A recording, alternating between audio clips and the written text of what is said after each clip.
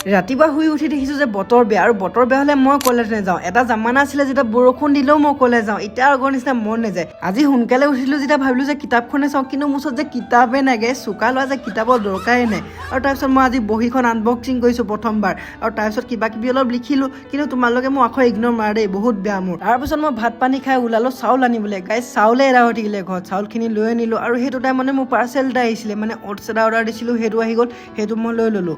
Creatine protein চব এৰা হৈ থাকিলে। আজি মোৰ বডি ট্ৰান্সফৰ্মেশ্যনৰ ডেটো, আৰু আজি আছে আমাৰ চেষ্ট আৰু ট্ৰাইচেপ। এইফালে জিম আহি পালোহি আৰু ৱাৰ্ম আপ কৰি ল'লোঁ, আৰু এইফালে মোৰ জিম পাৰ্টনাৰ আহি গ'ল। আৰু তাৰপিছত আমি প্ৰেক্টিচ ষ্টাৰ্ট কৰিলোঁ। প্ৰথম আমি ফ্লেট বেঞ্চ প্ৰেছ মাৰিছিলোঁ, প্ৰথম 10 কেজি পৰা ষ্টাৰ্ট কৰিছিলোঁ, তাৰপিছত 15, আৰু তাৰপিছত আমি 70লৈকে গ'লোঁ। আৰু তাৰপিছত মাৰিলোঁ আমি ইনক্লাইন বেঞ্চ প্ৰেছ, তাৰো 3টা ছেটছ মাৰিছিলোঁ। ডিক্লাইন কেবল ফ্লাই আৰু কেবল ক্ৰছ অভাৰ এইকেইটাও মাৰিছিলোঁ, আৰু সেইখন মাৰিলোঁ পুছ আপ, আৰু সেই পুছ আপ মাৰি আমাৰ চেষ্ট কমপ্লিট হৈ গ'ল। আৰু ট্ৰাইচেপো মাৰিছিলোঁ, কিয়নো গাইজ স্পেচ ফুল হৈ গৈছিলে কাৰণে ভিডিঅ' কৰা নহ'ল। আজি ভ্লগটো ইয়ালৈকে আছিলে, মই তোমালোকক লগ পাম ডে 3। তো আজিলৈ বাই।